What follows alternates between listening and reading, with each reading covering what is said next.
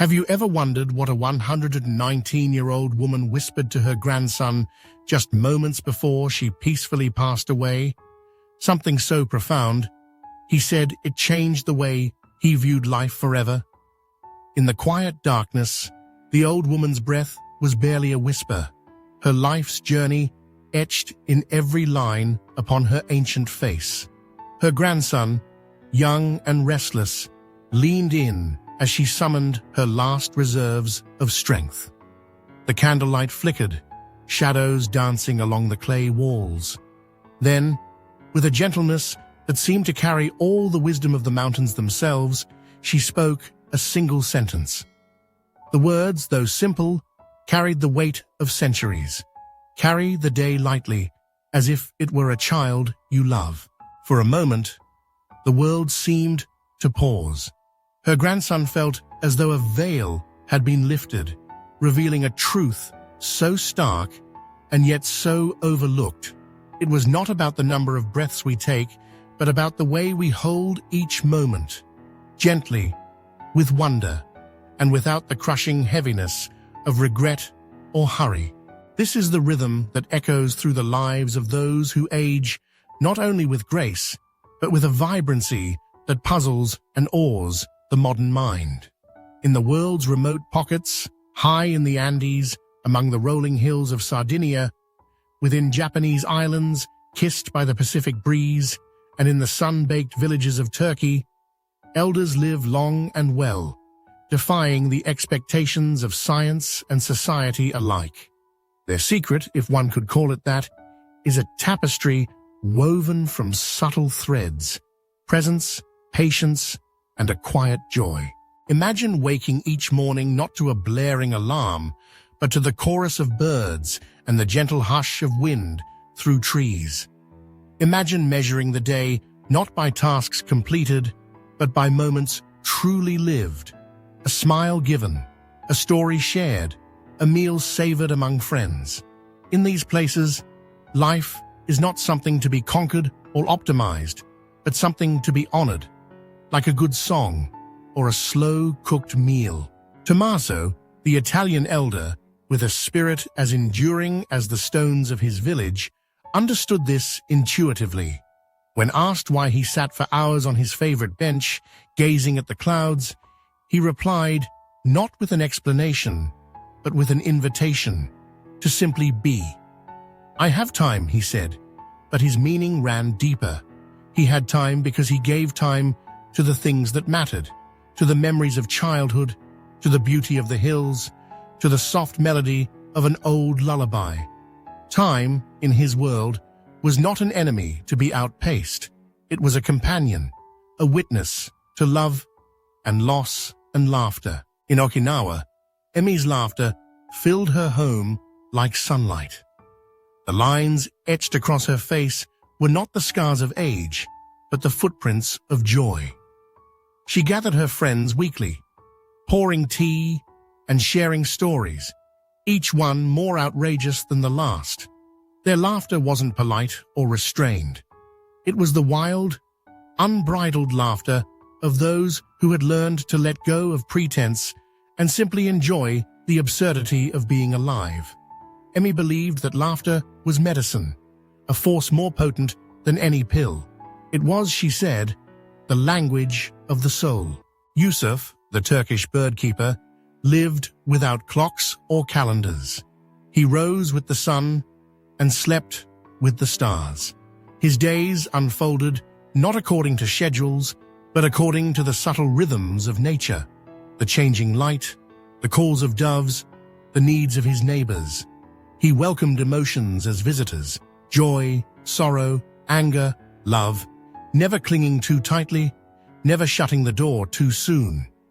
In his stillness, there was a kind of wisdom that eludes those who rush. He knew when to act and when to wait, when to speak and when to listen. His heart was not crowded with grudges or unfinished business. He forgave easily, grieved fully, and celebrated freely. These centenarians and supercentenarians do not live in denial of death. On the contrary, Their awareness of life's impermanence makes them cherish each day all the more. They do not fear growing old. They see it as a privilege, a journey to be taken with humility and gratitude. They mourn losses, but they do not let grief define them. They honor traditions, but they are not bound by them. Above all, they understand the art of letting go, of bitterness, of regret, of the need to control what cannot be controlled. Their relationships are deep and lasting, not because they are conflict-free, but because they are built on forgiveness and understanding. Families stay close, not out of obligation, but out of genuine affection and mutual respect. Meals are shared, stories are passed down, and silence is not something to be filled, but something to be treasured. In the modern world, we are taught to seek youth at all costs, to chase after newness, to resist the signs of aging, to measure our worth by our productivity and possessions. But in these hidden enclaves of longevity, the elders teach us a different lesson. That true vitality comes from living in harmony with ourselves, with others, and with the world around us. It is found in the quiet moments, the shared laughter, the willingness to feel deeply and love generously. It is found in the slow unfolding of a day well lived, in the rituals that give life meaning, in the courage to face pain and the grace to let go of what no longer serves us. The secret to longevity is not a pill or a program.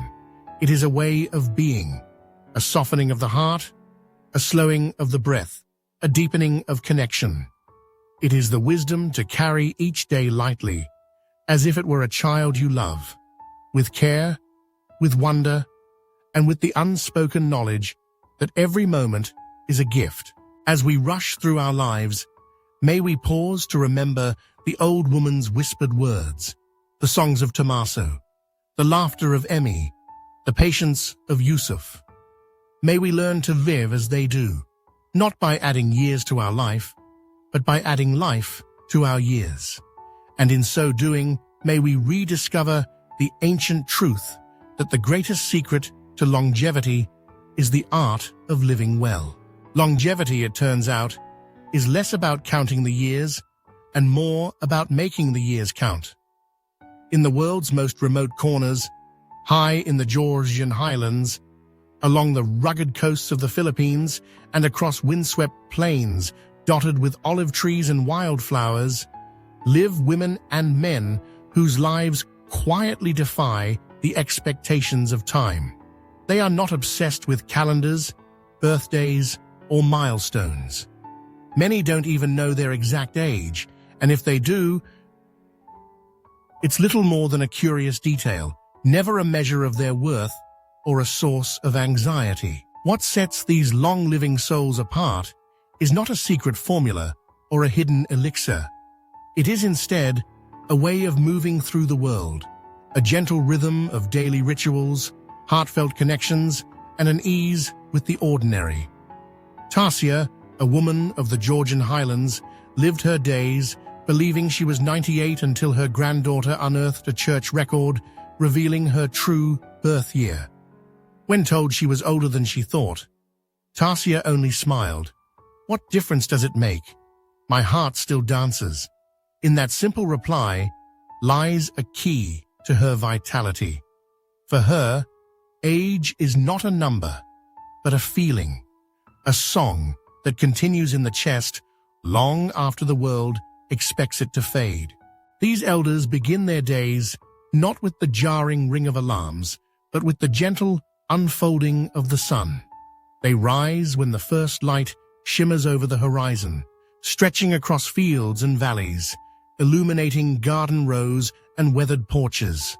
With bare hands, they tend to seeds and soil, nurturing life in the earth as much as in themselves. There is a patience to their pace, a willingness to listen to the slow language of nature, to wait for tomatoes to redden and stories to ripen. Their meals are not rushed affairs or calculated for macros. Instead, They gather what they have grown, what they have caught, what their neighbors have shared. A loaf of bread, still warm from the oven.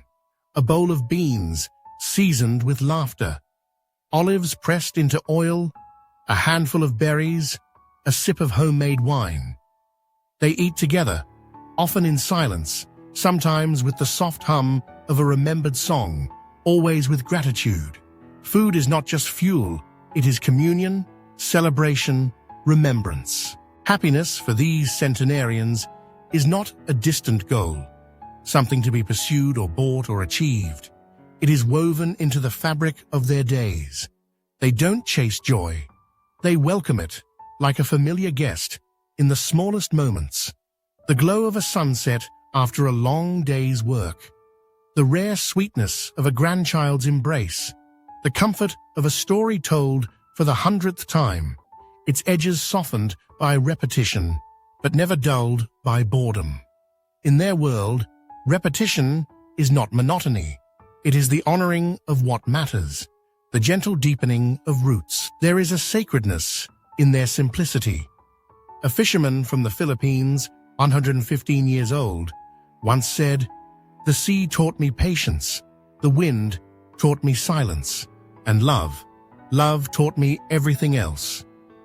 In these words, you sense a lifetime of learning, not from books or lectures, but from the world itself. Their education comes not from institutions, but from seasons and storms, from the steady work of hands and the slow healing of hearts. Respect for elders is not just a custom, it is a way of being. In these communities, no one interrupts the old.